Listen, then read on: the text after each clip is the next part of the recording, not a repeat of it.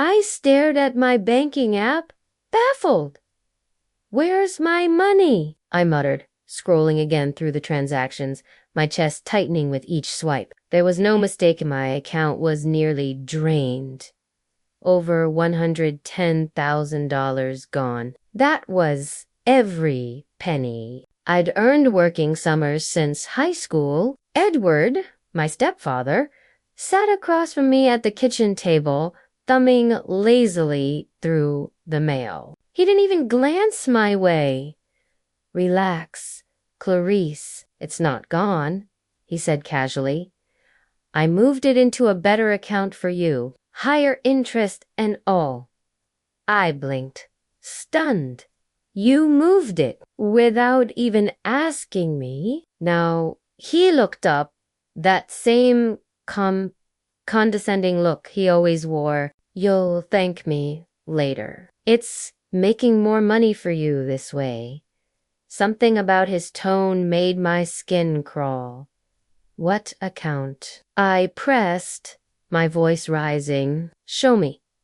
"It's tied up in obligations right now," he replied, waving his hand dismissively. "But don't worry, it's being put to good use. My name is Clarice, and I'd been saving diligently since I was 16. Summers filled with double shifts, coffee shop in the morning, ice cream stand at night. No vacations, no new clothes, just instant noodles and sacrifice.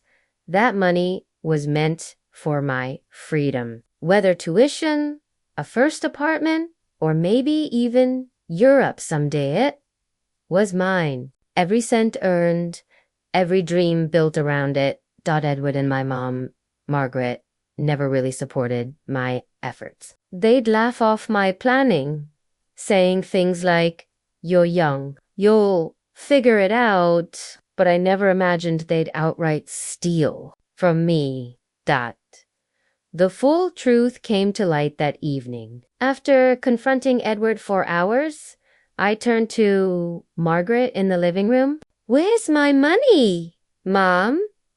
My voice trembled. "Edward said it's in some account, but he won't say where." She hesitated, eyes flicking to the kitchen where Edward was pouring himself a drink. "Look, Clarice," she began gently, "it's not as bad as you think." "That's not an answer," I snapped. "What did you do with it?" Her jaw tightened. I saw it coming, but it still felt like a punch. "We used it to pay for Emily's tuition." I froze. "Emily? You mean your stepdaughter? My stepsister? You used my savings for her college." "She needed it," Margaret said, suddenly defensive. Her financial aid fell through. She was going to lose her spot. "So what?" Let her drop out. I yelled, "She's not my responsibility. That money was for me. How could you think this was okay?" Edward appeared in the doorway, smug and self-satisfied. "You're young," he repeated. "You can always earn it back."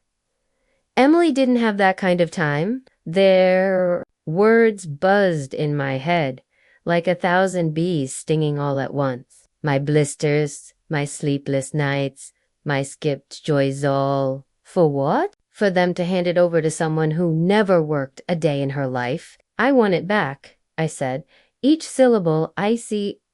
Edward scoffed. "It's already spent. What do you expect us to do?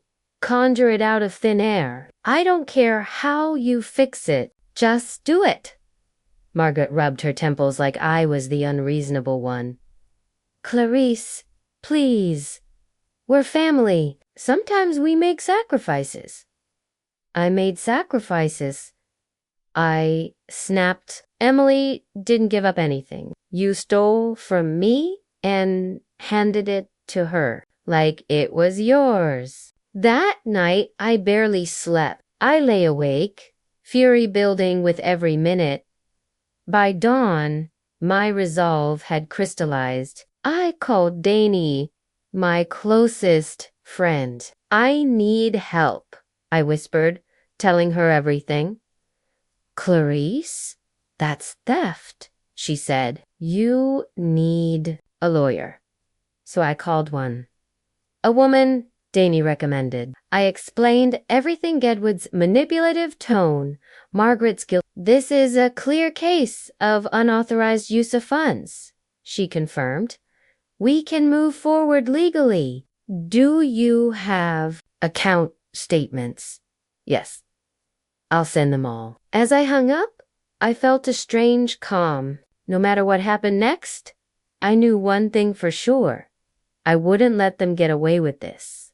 The following days blurred with emails, documents, and calls. Danny came over, helping me sift through years of statements. They really thought you'd just let it go, she asked, highlighting the transfer. And for Emily, she's never worked a day in her life.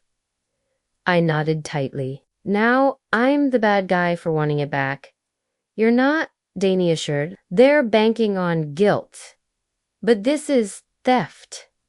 Period. Rebecca, my lawyer, agreed. This is enough evidence, she said after our meeting. We start with a demand letter, and if they ignore it, then we escalate. They're probably panicking already. I pictured Edward reading the letter, Margaret wringing her hands in the kitchen, Emily clueless in her dorm. Soon, Edward called. What the hell is this? He barked. You got a lawyer involved?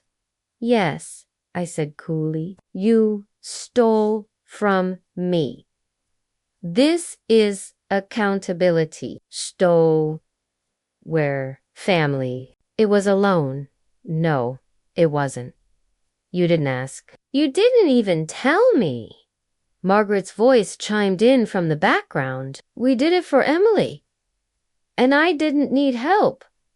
I fired back. You had no right. Edward scoffed. You're young. You can earn it back. This is a waste. Then let the courts decide, I said, and ended the call. Rebecca filed the formal complaint the next day. The case was strong.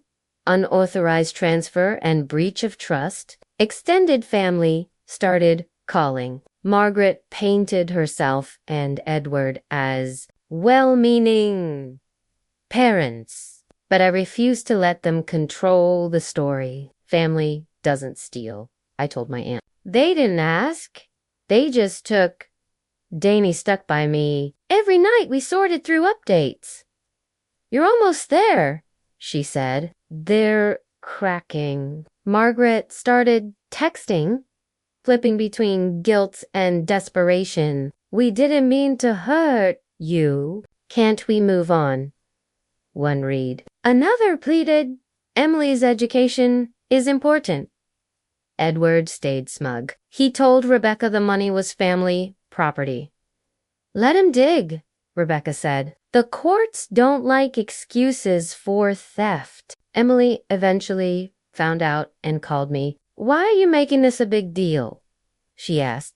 You didn't need it right away. That money wasn't yours, I said flatly. You benefited from something stolen. So what do you want me to do? Nothing. They will handle it. As court neared, Edward and Margaret finally cracked. We'll repay you, he muttered during mediation. But this is ridiculous. No, I said. You made it ridiculous when you stole from me. This is me fixing it. The mediator listened. Rebecca laid out the evidence. Edward had no defense. The recommendation? Full repayment plus legal fees. Edward protested, but signed. Margaret looked at me, torn. We didn't mean for this. You chose this, I replied. I'm just making sure you face the consequences. Weeks later, the first check hit my account. It wasn't all of it, but it was a start. Margaret called, her voice gentler. "We've started paying," she said. "Can we move forward?" "Moving forward means respecting me," I replied. "Not just my money, but my choices, my boundaries." She was silent for a while. Then quietly, "I'll try." I didn't offer forgiveness. Not yet. Trust would take time. For now, I was focused on rebuilding. Danny and I celebrated that night. To holding people accountable, she said. To never letting anyone take from me again, I echoed. Emily messaged weeks later, clumsy apology. I didn't answer. Whether she knew or not didn't matter. Edward never spoke again. He just sent the payments. That was fine by me. I wasn't interested in patching things up with someone who saw me as a resource. As the final payment landed, I felt whole again. Not just financially, emotionally. I'd reclaimed what was mine, and no one, not even family, would take that from me again. Margaret called one last time. "I hope we can move forward, only if you respect my autonomy." I said, "Otherwise, there's nothing to move forward to." She paused. "I'll try." It wasn't perfect, but it was something. Weeks later, Danny and I sat on my balcony, wine in hand. "So what's next for Clarice?" I smiled. "Whatever I choose, on my terms." "To your terms," she toasted. Duh. As I drifted off that night, I thought about everything. They underestimated me, but I stood up, fought back, and won. And whatever came next, it would be mine and mine alone.